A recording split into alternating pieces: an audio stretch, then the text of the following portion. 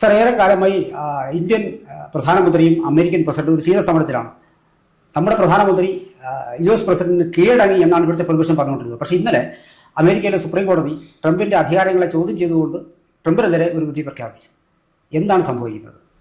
സാറേ, അത് ഇപ്പോൾ ഞാനിതിന് മറുപടി പറയുമ്പോഴേ സാറിനെ ഒരു അന്ധവിശ്വാസിയായിട്ട് മുദ്ര കുത്തിയേക്കാം. എങ്കിലും ഞാൻ അതിൻ്റെ ചില സാങ്കേതികത്വം പരിശോധിച്ചിട്ട് പറയുകയാണ്. ഈ നരേന്ദ്രമോദിക്കെതിരെ നിന്ന മുഴുവൻ ആളുകളും പരാജയപ്പെട്ടിട്ടുണ്ട്. അവസാനത്തെ വിക്കറ്റ് വീണത് ഈ ട്രംപിൻ്റെ ആണെന്ന്. കാരണം ഞാനത് ചുമ്മാ പറയുന്ന ഒരു കാര്യമല്ലത്. മോദി ഗുജറാത്ത് മുഖ്യമന്ത്രിയായി വരുന്ന തികച്ചും ആകസ്മികമായിട്ടാണ്.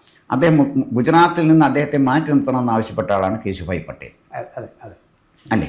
അങ്ങനെ ഗുജറാത്തിൽ ഇവിടെ ഉണ്ടാകരുത് മോദി എന്ന് പറഞ്ഞു. ആ സാഹചര്യത്തിലാണ് മോദിയെ അഖിലേന്ത്യാ സെക്രട്ടറി ആയിട്ട് ദില്ലിയിലേക്ക് വിളിച്ചു കൊണ്ടുപോയത്. ദില്ലിയിലിരുന്ന് അഖിലേന്ത്യാ സെക്രട്ടറി ആയിട്ട് നന്നായിട്ട് പ്രവർത്തിച്ചു കഴിഞ്ഞപ്പോൾ എന്താ സംഭവിച്ചതെന്ന് ചോദിച്ചാൽ, ഈ ലാത്തൂർ ഭൂകമ്പവും അതിനുശേഷം ഉണ്ടായ അതിൻ്റെ നടപടിക്രമങ്ങളും എല്ലാം കൂടെ ബഹളമായി കേശുഭായ് പട്ടേലിനെ മാറി നിൽക്കേണ്ടി വന്നു. ഒരു നിയമസഭാംഗം പോലും അല്ലാത്ത നരേന്ദ്രമോദി ആദ്യമായി ഗുജറാത്ത് നിയമസഭയിൽ പോകുന്ന മുഖ്യമന്ത്രിയായിട്ടാണ്. MLA അല്ല, മുഖ്യമന്ത്രിയായിട്ടാണ്. അപ്പോൾ അദ്ദേഹത്തിന് അവിടെ നേരിടേണ്ടി വന്ന ഏറ്റവും കരുത്തനായ പ്രതിയോഗി കേശുഭായ് പട്ടേലായിരുന്നു. ഇത് തെരഞ്ഞെടുപ്പിൻ്റെ വർഷം ഞാൻ ഓർക്കുന്നില്ല. ആ തെരഞ്ഞെടുപ്പിൽ കേശുഭായ് പട്ടേൽ അടക്കമുള്ള പട്ടേൽ സമുദായക്കാരെ മോദിക്കെതിരെ നിലനിർത്തി അദ്ദേഹം പ്രശ്നം ഉണ്ടാക്കി മോദിയെ പ്രതിക്കൂട്ടിലാക്കാൻ ശ്രമിച്ചു. ആ തെരഞ്ഞെടുപ്പിൽ വർദ്ധിത വീര്യത്തോടുകൂടി മോദി അധികാരത്തിലെത്തിയെന്ന് മാത്രമല്ല, തൻ്റെ നേതാവ് കൂടിയായിരുന്ന ഈ കേശുഭായ് പട്ടേലിനെ പട്ടേലിൻ്റെ വീട്ടിൽ പോയി കണ്ട് അദ്ദേഹം ലഡു വായിലോട്ട് വെച്ച് കൊടുക്കുന്ന ചിത്രം നമ്മൾ കണ്ടു. ഇപ്പോൾ കേശുഭായ് പട്ടേൽ എവിടെ ഉണ്ടെന്ന് പോലും നമുക്കറിയത്തില്ലല്ലോ, അപ്രസക്തനാണല്ലോ. മോദി എതിർത്ത വേറൊരാൾ ശങ്കർ സിംഗ് വഗേലയാണ്. അപ്പം ഈ ചരമക്കോളത്തിൽ അദ്ദേഹത്തിൻ്റെ പേര് കാണാത്തതുകൊണ്ട് അദ്ദേഹം ജീവിച്ചിരിപ്പുണ്ടെന്ന് ഞാൻ കരുതുന്നു. ശങ്കർ സിംഗ് വഗേലയുടെ കാര്യം എവിടെയായി സാറേ? മോദിയുടെ അടുത്ത സുഹൃത്താണ് പ്രവീൺ തൊഗാഡിയ, വിശ്വ ഹിന്ദു പരിഷത്തിൻ്റെ നേതാവായിരുന്നു. പ്രവീൺ തൊഗാഡിയ ഏറ്റവും ശക്തമായിട്ട് നരേന്ദ്രമോദി എതിർത്തത് അദ്ദേഹം ഹൈവേക്ക് വീതി കൂട്ടാനായിട്ട് 250 ക്ഷേത്രങ്ങൾ പൊളിച്ചു മാറ്റിയതിനെയാണ്. ഗുജറാത്തിലാണ് പൊളിച്ചു മാറ്റിയത്, ക്ഷേത്രങ്ങളാണ് പൊളിച്ചു മാറ്റിയത്. പക്ഷേ അതിനെല്ലാം സൗകര്യങ്ങൾ വേറെ കൊടുത്തു, വേറെ ക്ഷേത്രങ്ങളുണ്ടായി, ഹൈവേ വീതി കൂടി ഗുജറാത്ത് വികസനത്തിലേക്ക് കുതിക്കുകയും ചെയ്തു. അപ്പോൾ കേരളത്തിലെ ഒരു പിന്നെ കൊച്ചൊരു കുരിശടിയോ അല്ലെങ്കിൽ കാണിക്ക കൊണ്ടോ മാറ്റാൻ ധൈര്യമുള്ളൊരു മുഖ്യമന്ത്രി കേരളത്തിലുണ്ടോ? ഇല്ല. അപ്പം ഞാൻ പറഞ്ഞു വന്നത്, പ്രവീൺ തൊഗാഡിയ ഇന്നെവിടെയാണ്? പ്രവീൺ തൊഗാഡിയ സാർ ആലോചന തികച്ചും അപ്രസക്തനെ. ഇവരെല്ലാം ഒരു പരുവത്തിലാക്കിയിട്ടാണ് അദ്ദേഹം നേരിട്ട് ചെയ്യുന്നല്ലിത്. കേശുഭായ് പട്ടേലിനെ അപ്രസക്തനാക്കിയതിൽ മോദിക്ക് എന്താ പങ്കാണ്? കേശുഭായ് പട്ടേലിൻ്റെ കയ്യിലിരിപ്പുണ്ടല്ലേ വന്നത്. ശങ്കർ സിംഗ് വഗേലയുടെ, പ്രവീൺ തൊഗാഡിയായും ഒക്കെ അദ്ദേഹം ശാരീരികമായിട്ട് ഉന്മൂലനം ചെയ്യാനൊന്നും ശ്രമിച്ചില്ലല്ലോ. അദ്ദേഹം ദില്ലിയിലേക്ക് വരുമ്പോൾ അതിനെ ഏറ്റവും ശക്തമായി എതിർത്തതിൽ ഒരാൾ LK അദ്വാനിയായിരുന്നു. കാരണം അദ്ദേഹത്തിനെ പിന്നെ പ്രധാനമന്ത്രിയായി പ്രഖ്യാപിച്ചത് പാർലമെൻ്ററി ബോർഡ് കൂടാതാണെന്ന് പറഞ്ഞു. അത് വേറൊരു വിഷയമാണ്, നമുക്കത് ചർച്ച ചെയ്യേണ്ട ഒരു വിഷയമാണ്. അത് നമുക്ക് അവിടെ നിൽക്കട്ടെ. LK അദ്വാനി റിട്ടയർ ചെയ്ത് അദ്ദേഹം സ്വസ്ഥമായിട്ട് കഴിയുകയാണല്ലേ. മുരളി മനോഹർ ജോഷി, സുഷമ സ്വരാജ്, ഇവരെ എല്ലാം മാറ്റി നിർത്തിയിട്ടല്ലേ മോദി ഇന്ത്യൻ പ്രധാനമന്ത്രി പദവിയിലേക്ക് എത്തിയത്. മോദി സ്വയം എത്താൻ പറ്റുമോ? മോദി അവിടെ എത്തിച്ചതല്ലേ സാറേ? BJP എത്തിച്ചു, അല്ലെങ്കിൽ വിധി എത്തിച്ചു. BJP എത്തിച്ചു എന്നത് സാങ്കേതികമായിട്ട്, വിധി എത്തിച്ചു എന്നൊരു വിശ്വാസിക്ക് പറയാൻ പറ്റുന്ന കാര്യമാണ്. അദ്ദേഹം പ്രധാനമന്ത്രിയായപ്പോൾ ആദ്യം അദ്ദേഹം ഏറ്റവും അധികം സൗഹൃദം കാണിച്ചത് നവാസ് ഷെരീഫിനോടാണ്, പാകിസ്ഥാൻ പ്രൈം മിനിസ്റ്റർ. അദ്ദേഹത്തിനെ ഇന്ത്യയിൽ വിളിച്ചു വരുത്തി വിശിഷ്ടാതിഥിയാക്കി, അദ്ദേഹത്തിന് പിന്നെ ഗാർഡ് ഓഫ് ഓണർ കൊടുത്തു, സ്വീകരിച്ചു, ഇതെല്ലാം ചെയ്തു. അദ്ദേഹത്തിൻ്റെ മകളുടെ വിവാഹത്തിന് കാബൂളിൽ നിന്ന് മടങ്ങവേ നേരെ പാകിസ്ഥാനിലെത്തി, പിന്നെ ഇസ്ലാമാബാദ് വിമാനത്താവളത്തിൽ ഇറങ്ങി അദ്ദേഹം നേരെ ആ വീട്ടിലേക്ക് ചെല്ലുകയാണ്. ക്ഷണിക്കപ്പെടാതെ അല്ലെങ്കിൽ അപ്രതീക്ഷിതമായി അദ്ദേഹം അവിടെ ചെല്ലുകയാണ്. അപ്പം നവാസ് ഷെരീഫിനോട് ചെയ്യാൻ ഒക്കുന്ന എല്ലാ വിട്ടുവീഴ്ചകളും അദ്ദേഹം ചെയ്തു. പക്ഷേ നവാസ് ഷെരീഫ് എന്താ ചെയ്തത്? തിരിച്ച് അതിർത്തിയിൽ അസ്വസ്ഥത ഉണ്ടാക്കിക്കൊണ്ട് പ്രധാനമന്ത്രിയെ അല്ലെ ആ ഗവൺമെൻറ്റിനെ തകർക്കാനല്ലേ നവാസ് ഷെരീഫ് ശ്രമിച്ചത്. അമേരിക്കയുടെ പിന്തുണയൊക്കെ ഉണ്ട്, അതവിടെ നിൽക്കട്ടെ. ഇന്ന് നവാസ് ഷെരീഫ് എവിടെ? ഇനി 3, 1962 തൊട്ട് ഇന്ത്യയും ചൈനയുമായും യുദ്ധത്തിലാണ്. ആ യുദ്ധം ഒഴിവാക്കി അതിർത്തി സംഘർഷരഹിതമാക്കി രാജ്യത്തെ വികസനത്തിലേക്ക് കൊണ്ടുപോകാം എന്ന് അദ്ദേഹം കരുതിയതിൻ്റെ ഭാഗമാണ് ഷീ ജിൻപിങ്ങിനെ ഇന്ത്യയിലേക്ക് ക്ഷണിച്ചത്. ആദ്യം ഷീ ജിൻപിങ് ഗുജറാത്തിലെത്തി, രണ്ടാമത് ഷീ ജിൻപിങ് ചെന്നൈയിലെത്തി, മഹാബലിപുരത്തെത്തി. അവിടെ നടന്ന ഈ കാഴ്ചകളെല്ലാം കാണിച്ച് ചൈനയുടെ രാഷ്ട്രത്തലവന് അർഹിക്കുന്ന പോലെ സ്വീകരണം നരേന്ദ്രമോദി അദ്ദേഹത്തിന് കൊടുത്തു. റെഡ് കാർപ്പറ്റ് വെൽക്കം തന്നെ അദ്ദേഹത്തിന് കൊടുത്തു. ഷീ ജിൻപിങ് എന്താണ് ചെയ്തത്? ഡോക്ലാമിൽ കലാപം ഉണ്ടാക്കി. അതുപോലെ തന്നെ പിന്നെ ഗാൽവൻ താഴ്വരയിൽ കലാപം ഉണ്ടാക്കി. അവിടെ ചൈനീസ് ആക്രമണം നടന്നില്ലേ? ഡോക്ലാമിൽ അവർ വഴിവെട്ടാൻ വന്നപ്പോൾ, ഈ ബെൽറ്റ് റോഡ് ഇനിഷ്യേറ്റീവിൻ്റെ ഭാഗമായി റോഡ് വെട്ടാൻ വന്നപ്പോൾ നമ്മുടെ സൈന്യം തടഞ്ഞു. ഇപ്പം നരവനെ പറയുന്നുണ്ടല്ലോ, ഈ ബഹളങ്ങൾ ഉണ്ടാക്കുന്നുണ്ടല്ലോ. ആ റോഡ് വെട്ടാൻ ചൈനീസ് പട്ടാളം നിൽക്കുമ്പോഴാണ് മോദി വിദേശ സന്ദർശനത്തിനായിട്ട് പോകുന്നത്. അന്ന് അദ്ദേഹത്തിൻ്റെ പത്രക്കാർ ചോദിച്ചു, അതിർത്തിയിൽ സംഘർഷമാണ്, പ്രധാനമന്ത്രി രാജ്യം വിട്ടു പോകുന്നത് ശരിയാണോ എന്ന് ചോദിച്ചപ്പോൾ അദ്ദേഹം പറഞ്ഞ സർക്കാസ്റ്റിക്കായിട്ട് മറുപടി ഉണ്ട്, അതിർത്തിയിൽ കാവൽ നിൽക്കുന്ന ഇന്ത്യൻ സൈന്യമാണ്, നിങ്ങൾക്ക് ഇന്ത്യൻ സൈന്യത്തിനെ കുറിച്ച് എന്തോ അറിഞ്ഞിട്ടാണ് ചോദിക്കുന്നത്. ഏത് അക്രമകാരി വന്നാലും അവരെ കൈകാര്യം ചെയ്യാനുള്ള ബലം ഇന്ത്യൻ ആർമിക്കുണ്ട്, ഇന്ത്യൻ സൈന്യത്തിനുണ്ട്. അതിന് നരേന്ദ്രമോദി എന്ന് പറയുന്ന ഒരാളുടെ സാന്നിധ്യം അല്ല അവിടെ ആവശ്യം, അവിടെ പട്ടാളക്കാരുടെ സാന്നിധ്യം ആവശ്യം. അതവരവിടെ ചെയ്യുന്നുണ്ട്. ഇതൊന്നും വലിയ ഗൗരവമുള്ള കാര്യമല്ല എന്ന് പറഞ്ഞു. അത് ചൈനയ്ക്ക് കൊടുത്തൊരു സന്ദേശമുണ്ട്. മോദി പോയി അവിടെ നിന്ന് വിട്ടുപോയി എന്ന് പറയുന്ന അർത്ഥം പട്ടാളക്കാരൻ സർവ്വതാന്ത്രം കിട്ടിയിരിക്കുന്നു. അല്ലാതെ പണ്ട് കോൺഗ്രസ് ഭരിച്ചിരിക്കുന്ന പോലെ കല്ലെറിയുന്നവനെ വെടിവെക്കട്ടെ മാഡം എന്ന് ചോദിക്കാൻ മാഡത്തിനെ വിളിക്കേണ്ട ഗതികളില്ലായിരുന്നു. അല്ലെ മറ്റേ സർദാർജിയെ വിളിച്ചിട്ട് കാര്യമില്ല. അപ്പം അവിടെ വന്ന് മോദിയെ ചെറുതാക്കാൻ ശ്രമിച്ചു 2 പ്രാവശ്യം. ഒന്ന് ഡോക്ലാമിൽ, 2 ഗാൽവൻ താഴ്വരയിൽ. ഷീ ജിൻപിങ് ഇന്ന് അസ്വസ്ഥനാണ്. എവിടെ എത്തി സാറേ? അന്തർദേശീയ രംഗത്ത് ഷീ ജിൻപിങ്ങിൻ്റെ സ്പേസ് എവിടെയാണ് മോദിയുമായിട്ട് തട്ടിച്ചു നോക്കുമ്പോൾ?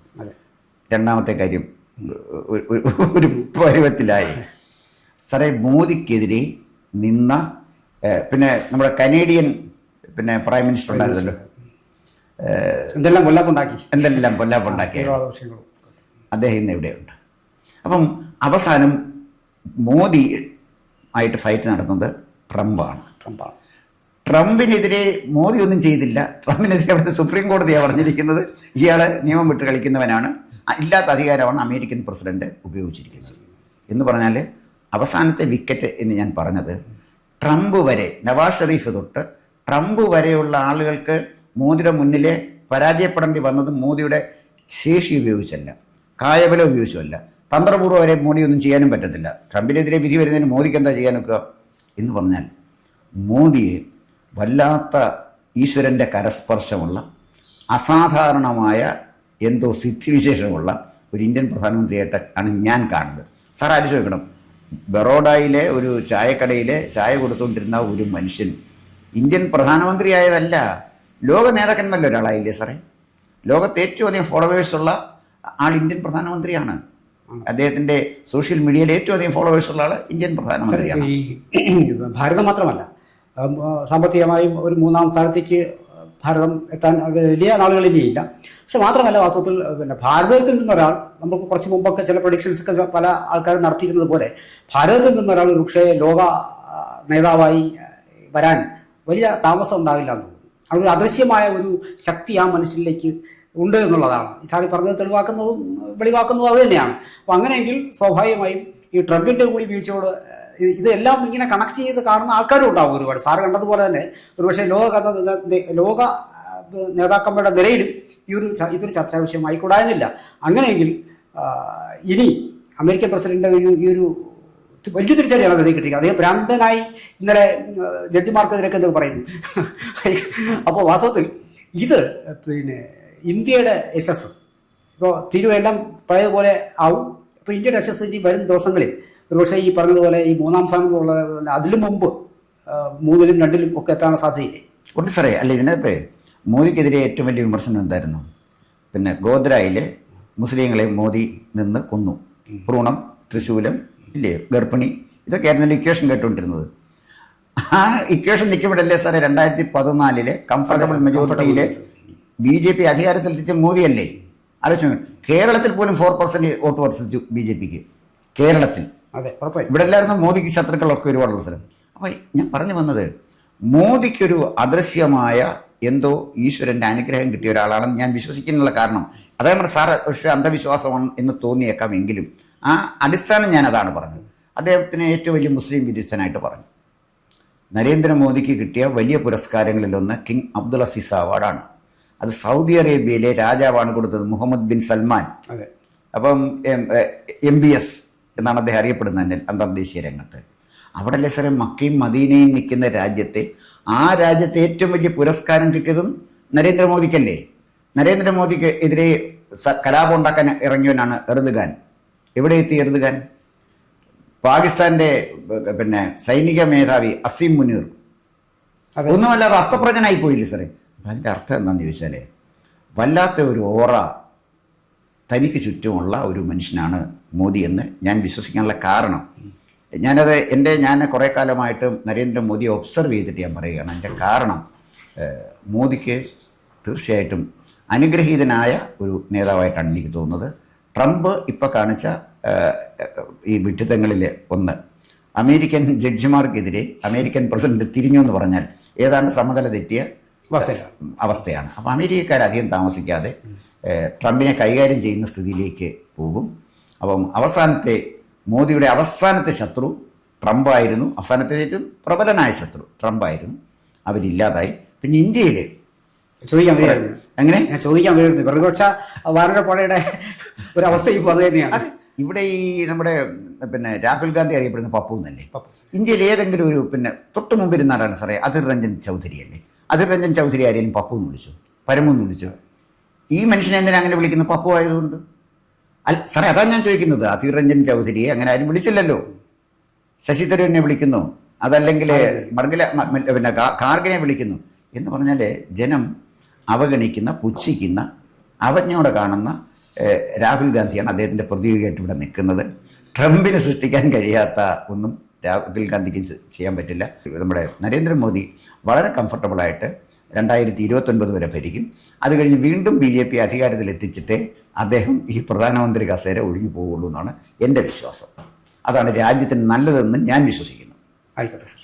കൂടുതൽ വാർത്തകളും വിശേഷങ്ങളും നേരിട്ട് ലഭിക്കാൻ ജനങ്ങളിൽ നിന്ന് ജനങ്ങളിലേക്ക് ജനഭൂമി ന്യൂസ് സബ്സ്ക്രൈബ് ചെയ്യൂ. ബെൽ ബട്ടൺ അമർത്താനും മറക്കരുത്.